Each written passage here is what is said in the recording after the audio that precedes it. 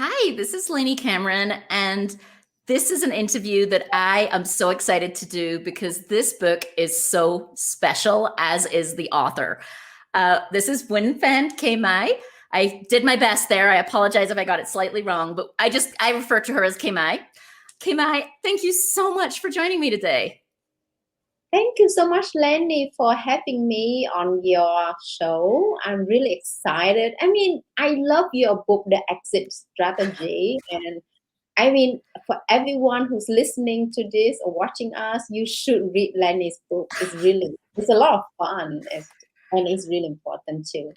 And it's Well, a that word. means That means the world coming from you because this book is sweeping up the literary awards. I mean, since it came out, the feedback on this book, The Mountains Sing, has been amazing. I read it in its first few weeks out. In fact, I read this book and then I got the audiobook because I realized that in my head, I was butchering every pronunciation of every word in Vietnamese. And so the audiobook is fabulous because you can hear it and it's so lyrical and all the words are correct. And so I encourage people, when you buy it, say on Amazon or from an indie, you can also get the audiobook sometimes at a special price. Like getting both is perfect for this book. That's what I did. And I loved being able to hear it that way. Yeah, thank you.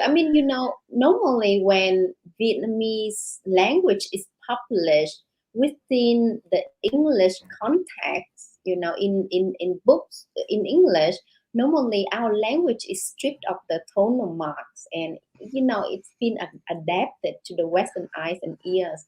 And I fought against that and I said, I wanted to preserve the Vietnamese culture, the Vietnamese language. So I insisted on the full tonal marks of our language. So you will see the dear critics and all of the Vietnamese language, the character names, everything is in the real Vietnamese way. And this book is, I think if I were picking one word to describe your book, it's an epic journey. Like this book is epic. It's a multi-generational tale told from the point of view of 3 or 4 generations of women. Was it 3 or 4? Like you've got multiple generations over time there. And just to give an idea of some of the acclaim this book had as it came out and made its way into the world, it was selected a best book of 2020 by NB Magazine, Book Browse, Buzz Magazine, NPR, the Washington Independent Review of Books, Real Simple, She Reads, Thoughts from a Page podcast. I mean, I could go on. This book is, from my perspective, it adds to the canon of literature because it, for once, writes a tale about Vietnam set during the Vietnam War from the perspective of Vietnamese heroines, not from the perspective of Americans. And that was so, so needed in the world. It changed so many of my perceptions. So I'm just going to start by saying thank you for writing a book that educated me and opened me to a culture in a way I hadn't before. Thank you so much. Thank you, Lanny. You are very kind and it means a lot coming from you. Before writing this book, I was already a published author in Vietnamese language. And from years of reading literature in English about Vietnam, I was frustrated at the way we have been depicted as background to the American stories. And I wanted to put the Vietnamese people on the center stage when we talk about Vietnam or the Vietnam conflict.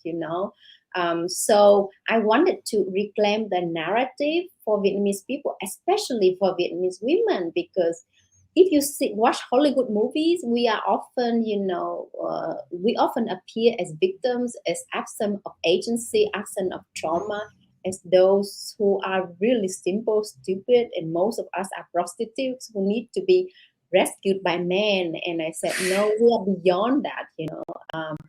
So that's why in my book, even the Vietnam War is told in the voices of women, and I think by telling war stories in the voices of women, I wanted to look at the impact of wars on nature, on fabric of society, of its impact on culture, on family dynamics.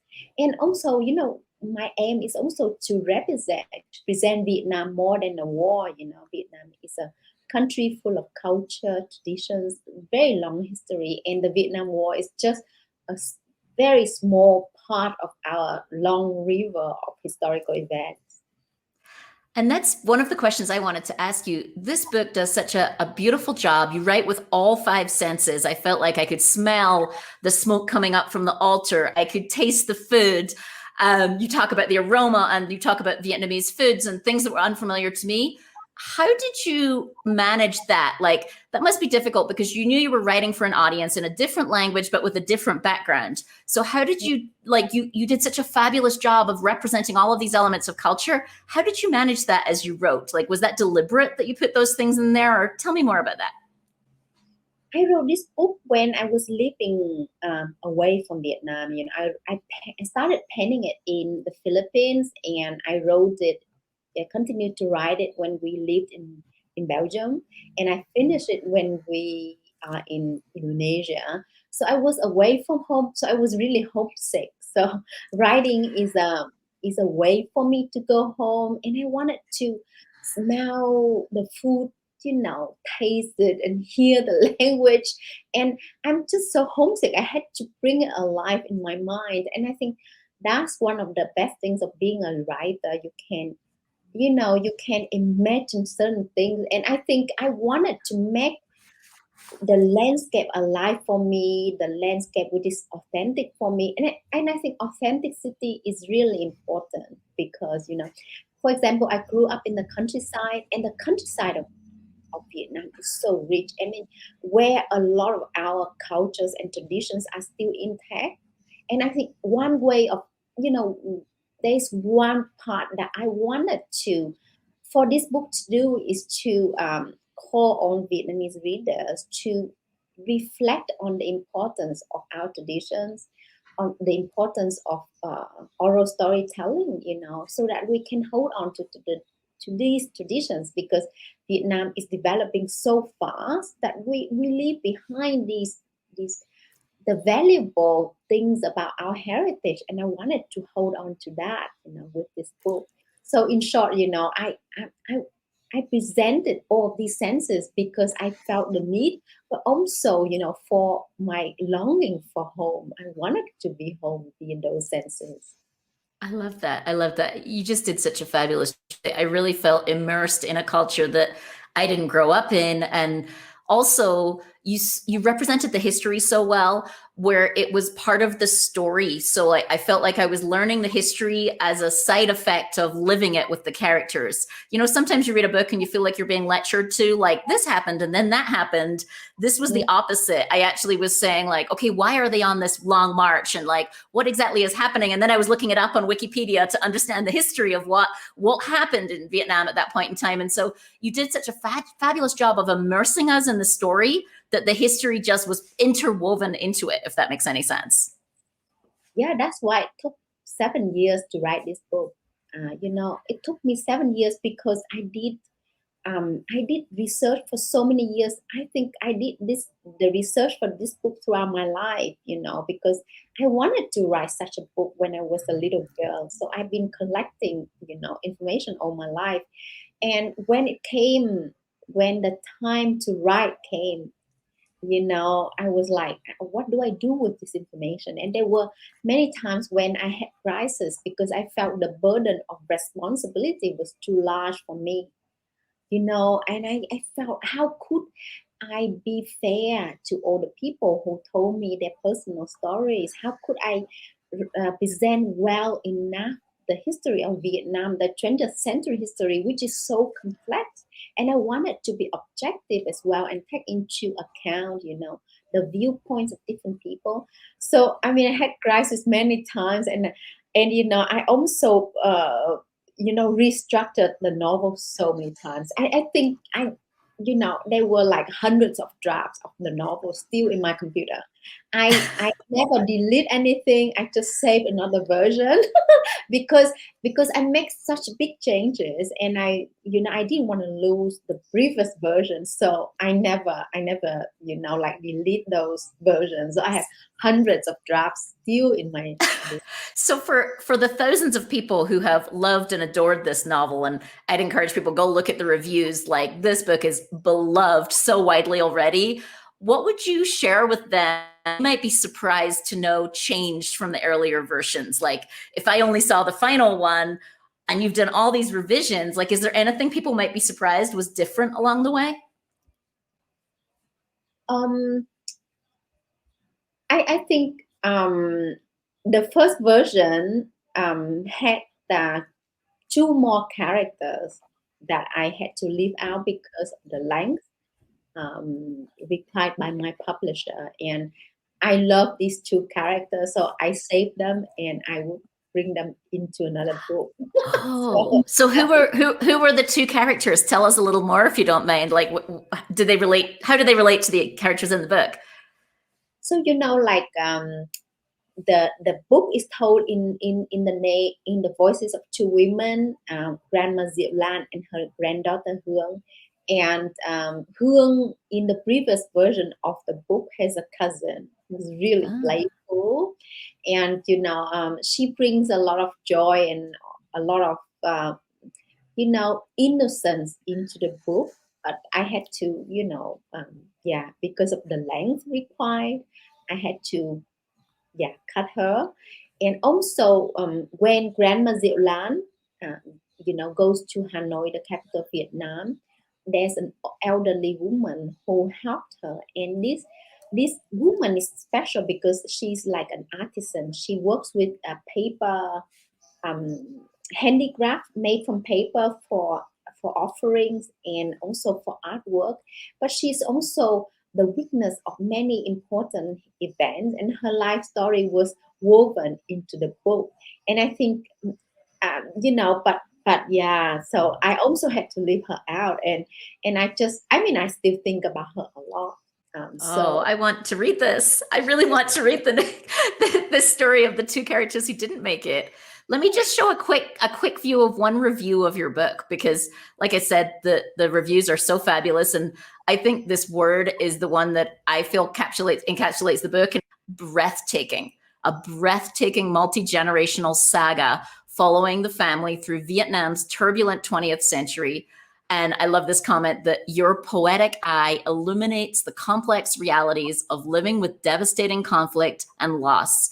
A vivid, mesmerizing, and essential feat of storytelling. Oh, that means a lot when it comes from an independent bookstore. Books are magic, and I want to highlight the important roles that independent booksellers have been doing for us authors and readers. They have been doing amazing things during the pandemic.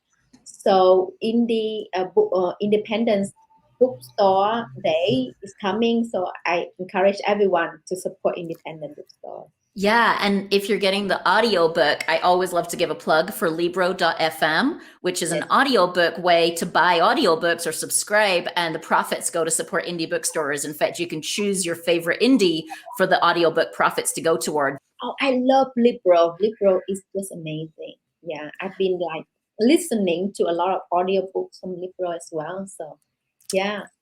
So what about reading? Do you get a chance to read? What are you reading these days? Oh, I read a lot. Audiobooks really help me, speed up my reading. At the moment, I'm visiting these books by an important American writer. His Professor Wayne Kalin. So Professor Wayne Kalin fought in the Vietnam War, and coming back to the U.S., he decided to, write to promote peace. So he translated a lot of Vietnamese literature. But his books are so unique in the way that he put Vietnamese characters on the same equal level with American characters. He gives them the same, complexity, the same space, an equal amount of space to tell their stories. So and Wayne Kalin's work is really influential for me. And I'm rereading his book because my second novel, one of the characters is an American vet who's returning to Vietnam in the current day. And because I'm writing in the voice of an American veteran, so I'm reading a lot of work from American veterans. Can you imagine? I'm writing in my second language, but writing in the voice of a traumatized American veteran. I can totally imagine, because if you can write such a beautiful novel in English, which is lyrical and poetic, and the language is fabulous, you can write anything, girl. Like, I believe it. Thank you, thank you. I think every book is a challenge, and I think when you start a project, you just do the best that you can. You do a lot of research, and you write with empathy, with compassion. Then yeah, you just need to do the best that you can. And I think being a writer, the best thing is that you can learn all the time.